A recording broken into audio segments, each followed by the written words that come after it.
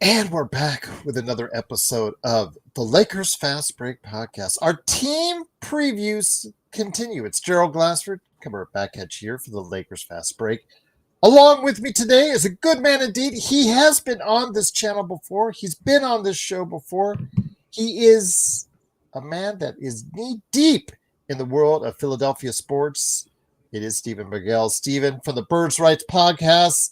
Always great to have you here covering the 76ers. And again, just truly cannot thank you enough for stopping by the show. Gerald, as always, I think this is my third or fourth time on the show because I know we did a Sixers preview last year, yes. But I also think I did some salary cap type yes. stuff. So you guys, I think number 3 for us, okay. And we're greatly appreciative of it. Again, please check out his great work at the Bird Rights Podcast. Go ahead and make sure you like and subscribe and follow and all those great things as well. And at the end, he is also going to give you a heads up on what he is doing out there in the world of media and a closer look at the Bird Rights Podcast as well. But the 76ers are the topic. My friend, I was bought in.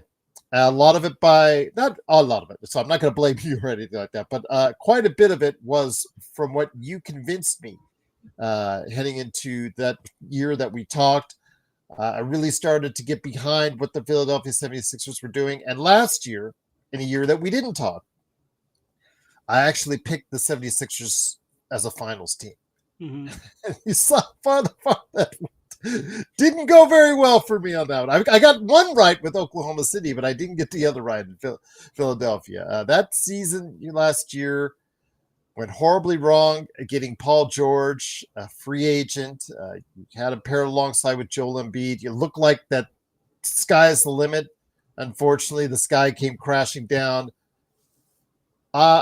Comes into the season where I have no idea what to make of them. They could end up really poor again. There could be a myriad of injuries still haunting this team, or somehow they might have enough talent to find their way through in a weakened Eastern Conference. So from your perspective, first off, when you look at the pluses, bringing in out in the draft VJ Edgecomb, you have a myriad of guards on your team. As of our recording now, the situation with Quentin Grimes has not resolved itself, but I'm assuming he's going to come back on the team and provide even more good bench play for you guys going forward. The guards, I think, is where we will start. Tyrese Maxey is a no question, a no doubter. He's absolutely a great part of Philadelphia's future and a future all-star continuously, in my opinion. But you've got a myriad of guards. How do you find time for them all if they're all healthy? Gerald, it's a good question because it's actually funny. When you reached out to me the other day asking to come on to do a Sixers preview, nothing you guys did. I love being a guest on your show, but I'm like, it's the time of year that I need to start talking about the Sixers again. Because during the offseason, I could I'm doing so much stuff with NBA and college basketball. I could kind of put, my Sixers fandom to the side a little bit. I'm like, okay, guess I can't hide it anymore. Guess it's time to, talk Sixers Face again. The music on that, yeah. So, in terms of the guard play, it's interesting. I do think they are going to mostly be playing 3 guards together, even if that does hamper them a little bit defensively. Where it does concern me a little bit, let's say you have a lineup of Maxey, McCain, and Edgecomb all together. I think it becomes an issue defensively, that backcourt, when Joel Embiid doesn't play. And obviously, as you said, Quentin Grimes has not resolved as of this recording. Joel Embiid's health situation hasn't really resolved at this recording either. It was initially reported when they say he's getting surgery that we will get an update in 8 weeks. I believe that was about 12 weeks ago at this point, and we have not received an update. Doesn't surprise me a bit. So your guess is as good as mine, Gerald, in terms of the expectation of, will Joel Embiid be ready opening day? Will we even be able to get 50 good games out of him? We have no idea. So I think a lot of that 3-guard line, I preface that to say, if Embiid's on the court, the team is going to be, top 10 to 12 defensively regardless. Even if you have the 3 guards, Paul George and Embiid on the floor together. but because Embiid is able to clean up a lot of, the mistakes the guards make at the rim. But at the same time, if Embiid doesn't play, that's where, the 3-goal lines will probably get very disastrous defensively. And you'll just have to find a way, for lack of a better term, basically outscore teams, outpace them, outrun them with all the guards on the court together. Quentin Grimes specifically, when I'm putting on my GM cap, I don't think he's going to take the qualifying offer to come back to the Sixers, just because he knows he's going to be part of a logjam, and that's going to affect his money long term, like beyond this year. But I do think he'll be back. I think they're going to have to come to a middle ground, unless like Utah or Brooklyn decides to pony up for him and try to make the Sixers comfortable. But I do think Grimes will be back for something more than the qualifying offer, for what that's worth. I don't know what role. I think Grimes might be the odd man out in terms of like getting heavy minutes on this team. Because yes, we saw him average 23 points a game after the trade deadline, but that was on a team that was actively it was good sets on a bad team type thing. Sure. So Maxi's going to get his minutes. McCain was a favorite to win Rookie of the Year before he tore his meniscus last year. He was. And Edgecomb, you just invested the number 3 pick in the draft on. So those 3 guys are going to play at least, 28, 30, 32, 34 minutes a game. That sort of makes Grimes the odd man out. So I don't know if they resolve. Maybe he signs for 2 for 28, 2 for 30, gets $14, $15 million a year. Maybe that's where it resolves itself. I don't think he's going to get the $20 million he was expecting at this point, though. And hopefully by the time, listeners are listening to this, you said you're releasing alphabetical order, potentially. Yes. Sixers are towards the end of that. So I pray for the Sixers that this situation is resolved and this is a moot point by the time people are listening to this. I don't think it's an accident, though, and you, especially with your knowledge of the cap, that as of this recording, several teams have decided to go ahead and play hardball with certain restricted free agents out there. Brooklyn with Cam Thomas, also as well, of course, Quentin Grimes in Philadelphia, Jonathan Kuminga saga that continues to drag on with Golden State, and then, of course, Josh Giddey in Chicago as well. That's not an accident. As far as the negotiation process continuing for all these guys.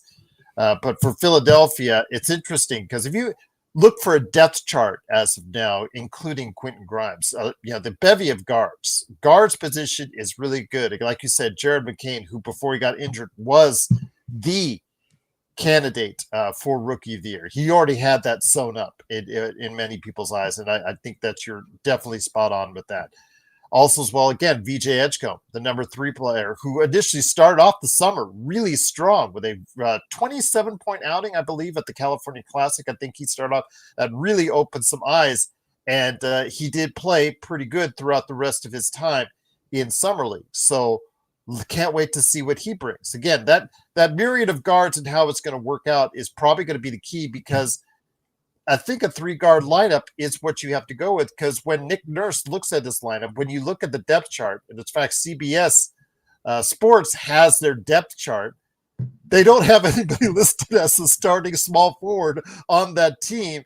And Paul George, when he comes back from injury, if he, whenever that is, whether it's a training camp or what have you, is now at the age and ability where he's now the power forward. I could not believe I knew a world where Paul George is the power forward on your team, Steven. Yeah, I mean, the power forward position is just something the Sixers haven't really prioritized in years, if I'm being honest. So I noticed. I think they thought Caleb Martin was going to be the solution for that, just based off who he's guarded in the past.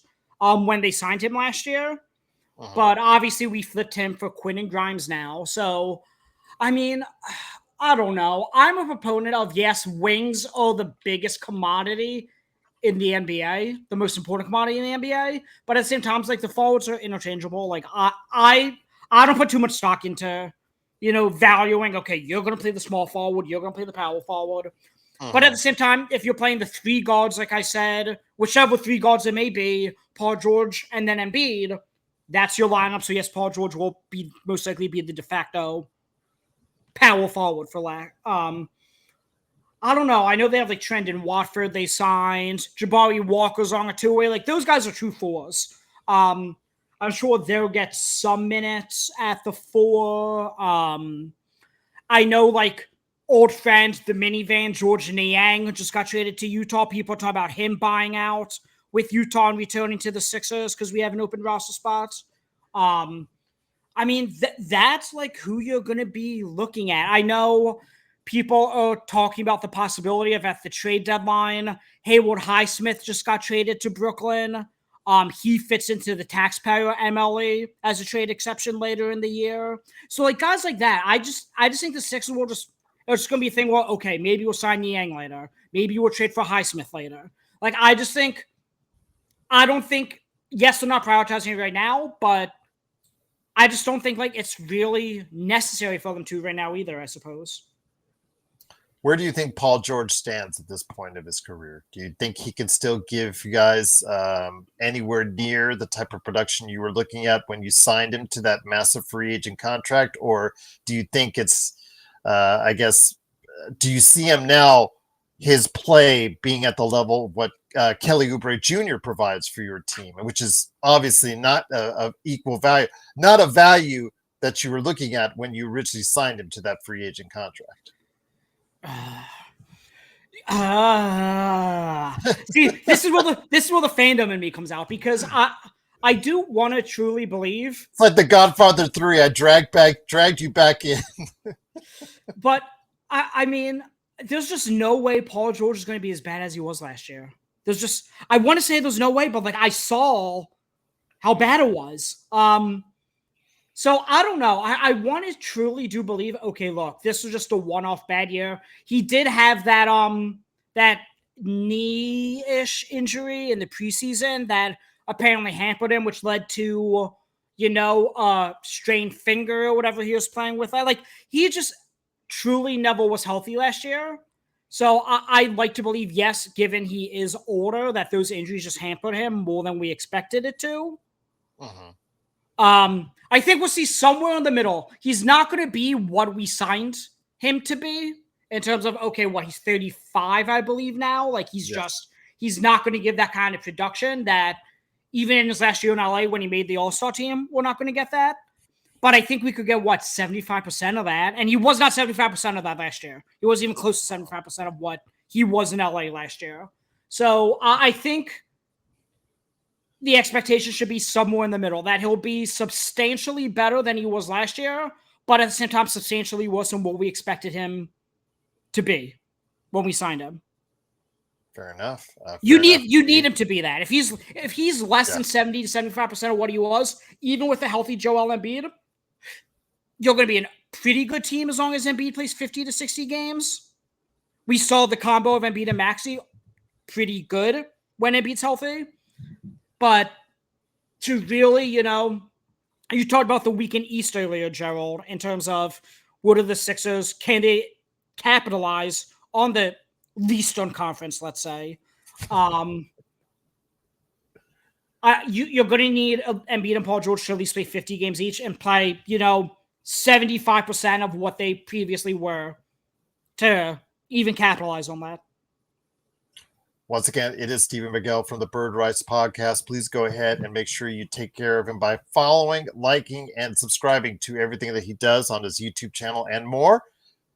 But I think obviously a successful season, or a season where the Sixers get back into the playoff chase, obviously hinges on one individual. No matter how good your guard array is, and your guards are really good and could be potentially one of the best guard rotations in all of basketball. No matter if Paul George does get back to that 75% or even 80% of what he once was, and Kelly Oubre hits on all cylinders as well, everything rides on one Joel Embiid. And Joel, he is now on the other side of 30. And most people say, well, he's still got lots of years left, lots of prime. Well, maybe in Joel's case, that might be a different story. I think there is a ticking clock with him, and I think it's getting closer and closer. I'm from Vegas. I'm I've been in Vegas now for decades. I'm here in Vegas, and I'm a betting guy from time to time. If you were to place a bet yourself and come here to Vegas and say to yourself, over under 50 games for Joel Embiid, what are you thinking? I think I would go under. Just because like there's so much. It to be last year, Steven. So yes, I would. There's so much uncertainty that it's just if you just made the line 40-41, said he plays half the games, that I might go over, maybe. But again, there's too much uncertainty. For what it's worth, Sixers fans are already mad at how the schedule came out. We have the most back-to-backs of any team in the NBA, Joe. And I don't know if you knew that as an outsider. No, I did not know. I know how many the Lakers are playing, but no, I did not check for Philly. That's rough. They have 16 back-to-backs of Sixers, which is the most in the NBA. So he's missing. He's not going to play back-to-backs. The Sixers would be doing organizational malpractice playing him on back-to-backs this year. So that's 16. Boom, right there. Poof, that's 16 games he's not playing in. So automatically he's at 66, assuming full health otherwise. So, and like that upsets me because I'm a huge Joel Embiid advocate. That means no All-NBA again. That means he's not eligible for any awards, even if he's fully healthy. Because, what is it, 65 games you have to play to be? So he would have to play in every other game, miss one other, assuming he sits out every back-to-back. That's just another caveat that I just thought I'd throw out there for Sixers fans.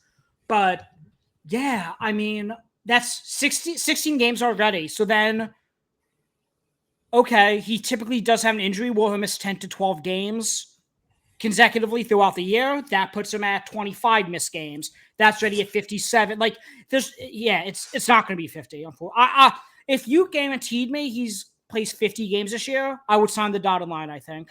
I think that's where we're at with Joel Embiid. Unfortunately, because he's a great player. He's an all-time great player. And you're just hit my next question on the head right there, because the legacy, what is the legacy of Joel Embiid? Because, not too long ago, he was actually scoring at a rate only Wilt Chamberlain had reached. He was playing at a level, he won an MVP, and in the midst of Nikola Jokic having the best decade of this decade so far. He is the player of this decade. But there's the MVP that Joel Embiid got away from him. And because he had to play at that high level. And he was playing even better than that before the injury started. Mm-hmm. That's the thing. He was playing better than his MVP level before the injury started to rack up once again. So I ask you, Steven, what is his legacy going to be? I don't know what it is. I mean, Hall of Famer, I mean, you would think, no brainer, no one, right? But did he have enough years in the league? I don't know what to make of the legacy of Joel Embiid, to be honest with you. I mean, Hall of Fame, in my opinion, isn't a question. Joel Embiid's a Hall of Famer. We know he's a Hall of Fame talent, obviously. He's a top, maybe 25. But it's funny, you just said Nikola Jokic is the player of this decade, which I don't disagree with. He's a player of this decade with 3 MVPs. Embiid had top 4 MVP finishes 4 straight years with Jokic. The two of them revitalized the big man position of what it is now. Jokic, and I think that alone would get him into the Hall of Fame. He had a 4-year stretch while he went toe-to-toe with Jokic. Yes, I know Jokic won 3 of them, Embiid won 1. Embiid should have... Everyone says, Jokic should have won 4 in a row. Embiid should have won 1. Embiid was too good. I understand voting fatigue's the thing. I get all that. Embiid was too good not to get one of those 4, in my opinion. But either way, yes, Jokic. If Jokic is the player of this decade, winning 3 MVPs, you got to say Embiid is number 2. He got runner up to him 3 other times and beat him for one of the MVPs. He got 2 scoring titles. He was the first big man to win a scoring title since Shaq in, I think, 2000. And he did it twice. He has 2 scoring titles. Has the MVP, made the All-NBA. Before was positionless, the All-NBA. He had to settle for a couple second teams, even though he was second in MVP voting behind Jokic. But it's just... this is a guy who, if he was and to me, it's really a shame, not only as a Sixers fan, but in general, that his legacy is going to be remembered as a guy who never made it to the conference finals. It is. It's like, because every year in the playoffs, there was always, whether he broke his face or he had a stomach bug, like there was always seems to be some type of issue where he was never fully himself in the playoffs. And that Kawhi Leonard shot, that if you remember when he was hysterically crying, walking to a lot, like that Jimmy Butler year, in my opinion, was Joel Embiid's best chance at a championship. I wouldn't disagree with you on that. And like you said, that Kawhi shot meant everything to one team, and it meant everything in a different way for the other. And obviously we see that. And I didn't mean to disrespect Joel Embiid in any way as far as not being a Hall of Famer. It's just, we look at the, in fact, on the show, we talk about, like McGrady and some others that had a peak of 3 to 4 years. Is that enough to be a Hall of Famer? In the case of Joel Embiid, it was a little bit longer. So I would definitely say that he was dominant for a longer period of time, putting him in that Hall of Fame certainty category. But you just wonder, with him, it's just like, what if? What if he had remained healthy? What if he started off his career with a healthier back as far as it's concerned? What if his knees would have held up better during the course of his career? You just, with Joel, I will always ask, what if, Stephen?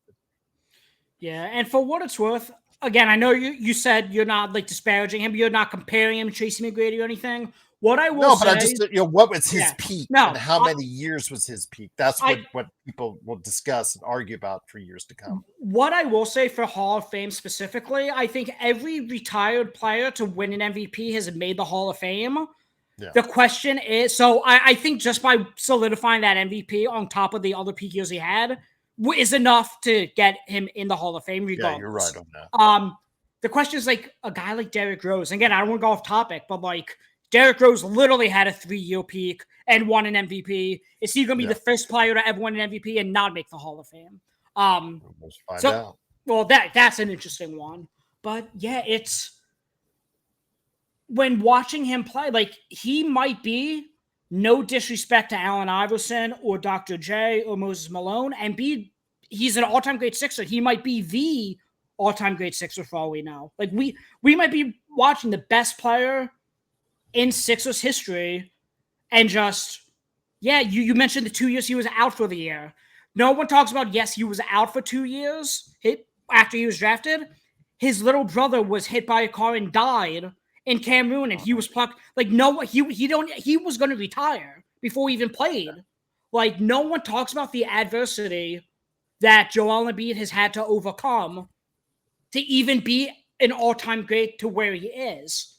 Like, this is a guy who just started playing basketball, 15 years old? He was a soccer player in Cameroon, and then he started getting the injuries. Then his brother died. He wanted to retire. He wasn't acclimating to the United States well after coming over here to play basketball. Like, there was a lot of adversity, again, that he overcame to even be as great as he was. And as great as he be. And I hate that I'm talking about how great he was as if it's past tense, because I still think he could be, like I said, Paul George, 75% of what he was when he plays.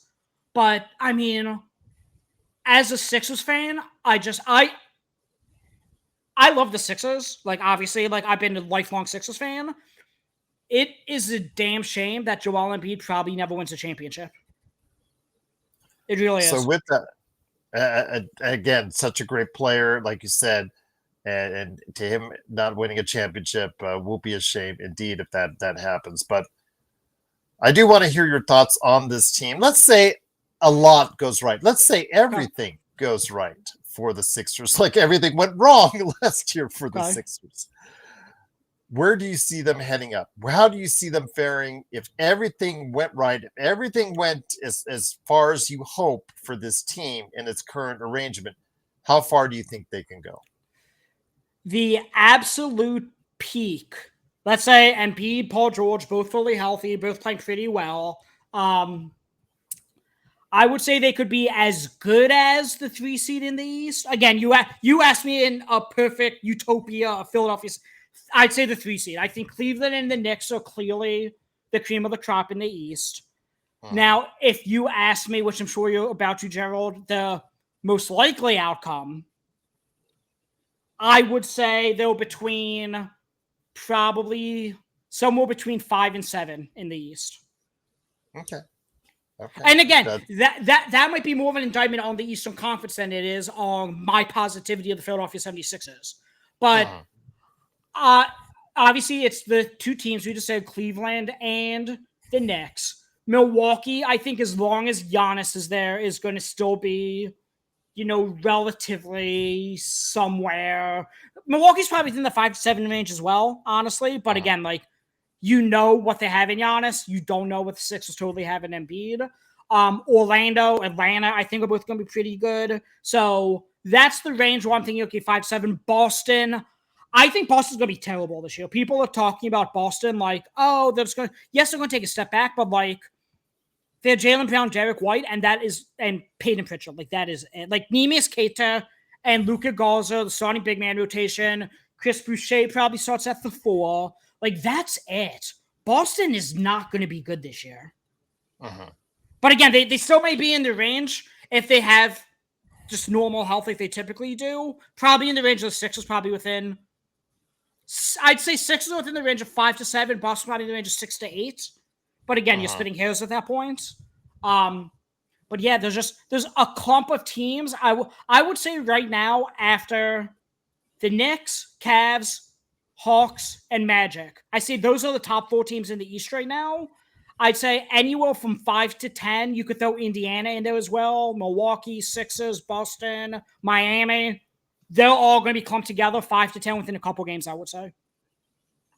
Once again, it is Stephen Bagell. Please go ahead and follow what he does, the Bird Rise podcast. But before we head on out, before you go ahead and pitch to everyone on what you're up to, I got to always ask, as you've been on this show before and you've done a team preview, as I ask for an extensive, detailed team preview of this team that you cover, I also want to hear your thoughts as a non-Lakers fan, to hear your thoughts on the Lakers. Obviously, Luka Doncic getting a lot of the headlines this summer. Where do you see realistically the Lakers this upcoming season? Where do I see the Lakers? Good question. It's a question I haven't really put too much thought into, just in terms of the West hierarchy. We just talked about the East and how pathetic it essentially is. The West is the complete opposite issue. I would probably say they're in the same range as Sixers on the East, somewhere between 5 and 7, maybe 5 and 8, just because OKC, Houston, Denver, Minnesota may be the top 4. Then you have the Lakers, you have Golden State, San Antonio. Victor Wembanyama, if he didn't get the blood clots, would have been first team All NBA in his second season. As long as I have him, they're going to be up there. But I suppose my question, it's still the starting center position. And I know for a fact you guys have talked about it. Is DeAndre Ayton the long-term answer? Or not even even if he's a short-term stopgap? That's a question. Luka usually... his future paycheck is writing on it, Steven. Of course. Yeah. But Luka Doncic usually does well with those Derek Lively type rim-running big men. And sure, the Lakers are Jackson Hayes, but as the backup, but dominating isn't, that type of player. So it's going to be interesting to see what they do. I mean, as long as they have Luka and LeBron, how bad can they be? They can't. It's just for a team that has Luka Doncic and LeBron James, I don't see the upside. They let DFS go. And I know people like Sam Vecini from The Athletic said, oh, I think Jake LaRavia could be every bit as good as DFS was. I don't think so. I mean, I think Jake LaRavia is going to be good. I don't think he's going to be what DFS would have provided to them. Maybe it's recency bias. I'm a little underwhelmed with what happened this offseason with the Lakers. So that's a question. You as a cap expert know and see what they're doing. Yeah. That they're saving a lot of money for 26 and 27. Yeah. So they got individuals onto the team that were cost effective, Of course. with potential high upside.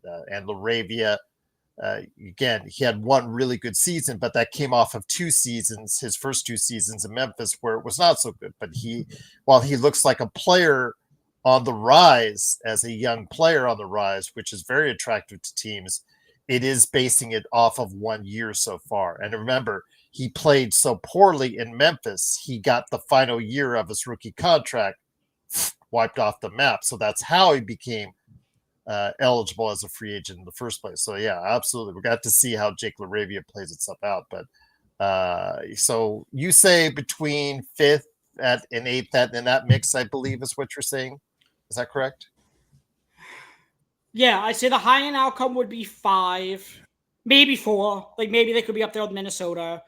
Low-end outcome, I'd say 8. There'll probably be, somewhere in the middle, probably 6, 7. Okay. Fair enough. Very fair observation there. It is Stephen Bagell. Please go ahead and make sure you take care of him as far as following, subscribing to what he does. But before we head it out, so you can tell them exactly where you're at, why do they need to check out everything that's going on in the sports world when you do, Stephen? What they need to check out? So you can follow me on Twitter at _NBAGEL. That's NBAGELL. You could check out my work at the-center-hub.com. It's a brand new media outlet. Myself, I know Stone Hansen, friend of the pod. We have Upside Swings as a part of the Center Hub as well now. We're actually doing for college basketball fans, a season preview magazine. We're previewing all 365 Division I teams leading up to the season. We've interviewed 140 college Division I head coaches, exclusive interviews for those write-ups so far. We're hoping to crack 200 optimistically, but nonetheless, I mean, we're putting our blood, sweat, and tears into this. If you're a college basketball fan, go pre-order this. It will be out October 13th, 6 weeks from today of recording. Regardless of when you hear this, I don't know the exact date Joe will be posting this, but either way, you could find it pinned on the Center Hub's Twitter page at @thecenterhub_BB. Go pre-order that, and even if it's out already by the time you're listening to this, go buy it. I mean, it's college, even if the season, so whatever it may be, a season won't start because it starts after NBA, but it will be worth the $12. I could promise you that. Otherwise, as Gerald already alluded to, the Bird Rights podcast, my NBA front office podcast, and the One and Done college basketball podcast, same thing, the college basketball coverage as well. Whatever you listen to this podcast, wherever you listen to the Bird Rights podcast, rate, review, Apple Podcast, Spotify, all that. Gerald, I appreciate you taking the time, as always, for having me on. Absolutely. Great, as always, to have you on here, Stephen. We've got to get you during the course of the season to stop on by, to go ahead and talk Sixers. Any type of relation to Stone Hansen, who does such great work on our show when he stops on by. And there you go right there. So please go ahead. Make sure you get the app. Make sure you pre-order it if you're watching this beforehand. Or also as well, if it's already out, go ahead and make sure you get it. Please like and subscribe. Help Stephen Bagell out in all of his different activities right there, covering college basketball, the pro game, and so much more. Stephen, it's just been a great pleasure as always. But any last thoughts on the Sixers before we head on out? We know how good the Sixers are when Joel Embiid is played. Like the plus minus, everyone knows. That's why we signed out Horford, because we needed backup center years ago. If he plays 50 games, they're going to stay afloat. If he plays less than that, we're going to struggle a little bit. So that we'll have to see. But Joel Embiid. I wish I had more for you coming on this pod, but if we don't know the stats of Joel Embiid, that's as much as I could provide. That's exactly what I'm saying. I don't know where I'm starting to formulate my season predictions because we do that for the show. Yeah. I have no idea right now where to put the Sixers. I don't know either. I don't know. Yeah. It's just crazy. Last year I was so certain they're a finals team. Boom! Right there. Yeah, that boomed and crashed. All right, that's for sure. I'm really scared of what I'm going to do this year for them. I will say for your season predictions, the Sixers do have a tendency to usually have the lower end outcome than the high end outcome. We saw that with Ben Simmons flaming out. We saw that with Markelle Fultz forgetting how to shoot. Just Sixers just do never have luck on their side. So whatever you think the average outcome is, I would lean towards bad luck biting them in the butt at some point.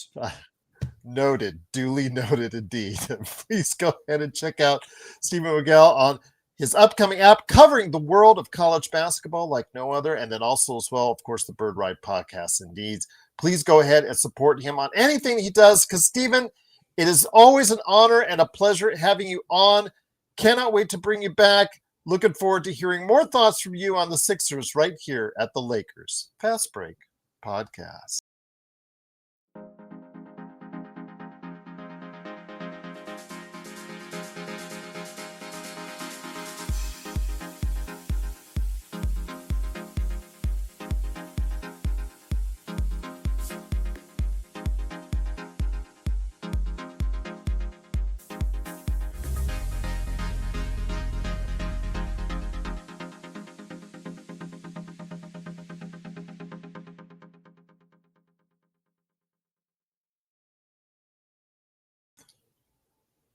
All right. And that should be it. Let me see. Why am I still?